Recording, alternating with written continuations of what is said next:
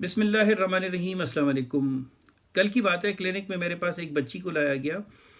तो जो भी हिस्ट्री थी, जो मेंटल स्टेट एग्जामिनेशन था, जो बच्ची की डायग्नोसिस थी और ट्रीटमेंट के हवाले से मैंने वो सारी चीज़ें फैमिली के साथ डिस्कस की कि ये मेडिसिन है और ये बगैर मेडिसिन के जो दवाई से इलाज है, वो सारी चीज़ें मैंने बताई।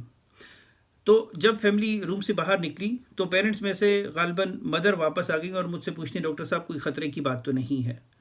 तो यहाँ पर मैं आप सब नाजरीन को ये कहना चाहूँगा कि ये एक इस तरह पेरेंट्स का पूछना, केयर गिवर का पूछना, मरीज़ से मुंसलिक जो तीमारदार होते हैं या उनके ख्यालदार जो लोग होते हैं, ये पूछना बिल्कुल एक नेचुरल और नॉर्मल चीज़ है, चूँकि उनको मरीज़ को लेकर घबराहट हो रही होती है। अब ऐसे में रिस्पॉन्स क्या होना चाहिए? उसूलन तो जो भी कैफियत है वो बता देनी चाहिए। अब डिपेंड करता है कि डायग्नोसिस क्या है, तशख़ीस क्या है। ठीक, अब यहाँ पर थोड़ी सी डिबेट है जिसको मैं थोड़ा सा तफसील से डिस्कस करना चाहूँगा। देखें, ये मैं डॉक्टर्स के लिए कहूँगा कि जहानत की टाइप सिर्फ ये नहीं है कि आप कितने माहिर हैं, कि आप कितनी जल्दी से बीमारी को तशख़ीस कर लेते हैं और आप ट्रीटमेंट बताते हैं। जहानत की एक बहुत बड़ी किस्म है जिसको कहते हैं इमोशनल इंटेलिजेंस, कि आपको पता होना चाहिए कि पेरेंट्स के जज्बात क्या हैं या बच्चे के जज्बात क्या हैं, या आपको पता होना चाहिए कि किस वक्त मुझे कौन सी बात करनी है। बहुत सारे पेरेंट्स ऐसे भी मैंने देखे हैं, क्लिनिक में आकर कहते हैं कि हम उस वक्त उस जज्बाती कैफियत में ही नहीं थे जब हमें बताया गया कि आपका मरीज़ अब शायद चंद दिन ही रह सके या आपके मरीज़ का सर्वाइवल मुश्किल है। आपको पता है कि उनके जज्बात पर क्या गुजरती है। एक नफ्सियाती कैफियत है जिसे पोस्ट ट्रॉमेटिक स्ट्रेस डिसऑर्डर कहते हैं, कि ऐसी शदीद सदमे वाली ख़बरें सुनकर वो एक नफ्सियाती कैफियत में चले जाते हैं जिसे PTSD कहा जाता है। और ऐसे काफ़ी सारे मैंने मरीज़ देखे हैं। तो कहने का मकसद ये है कि उस वक्त उनकी जज्बाती कैफियत को समझना चाहिए। अगर कोई शदीद किस्म की कोई बीमारी है और आपको लगे कि सामने वाला घबराया हुआ है या वो इस स्टेट में नहीं है, तो थोड़ा टाइम हम इंतज़ार कर सकते हैं, या हम कह सकते हैं कि हाँ, प्रॉब्लम तो है लेकिन मेरी पूरी मदद होगी कि हम इस प्रॉब्लम में आपकी हेल्प करें, कि हम इस प्रॉब्लम को मज़ीद, और भी मैं इसको समझना चाहूँगा, मज़ीद इसकी इलाज में हम पेशरफ्त करेंगे।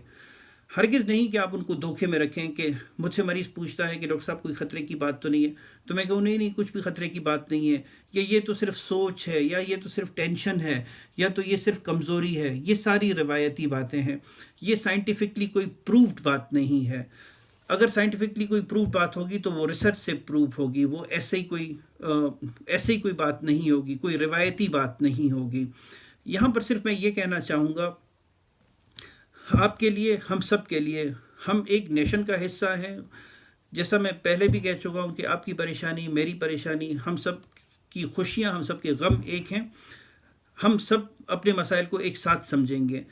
तो जब भी हम डॉक्टर्स के पास जाएं, स्पेशलिस्ट डॉक्टर्स को हमें ये सिखाया जाता है कि मरीज़ को डायग्नोसिस बताएं। हम मरीज़ को ये बताएं कि बीमारी क्यों होती है, कितने अफराद को होती है, आदाद व शुमार से लेकर हर चीज़ जो है वो पढ़ाई सिखाई जाती है। और हम इस चीज़ की हौसला अफजाई करते हैं कि हम मरीज़ को बीमारी के बारे में बताएं, बजाय इसके कि उसको धोखे में रखा जाए। लेकिन इसके साथ साथ हमें इस चीज़ को भी समझना चाहिए कि सामने वाले की जज्बाती कैफियत कैसी है। कि मैं एक अगर परेशान माँ को या परेशान बाप को कोई शदीद सदमे वाली ख़बर सुना देता हूँ तो मैंने उसकी मुसीबत में डबल इजाफा कर दिया।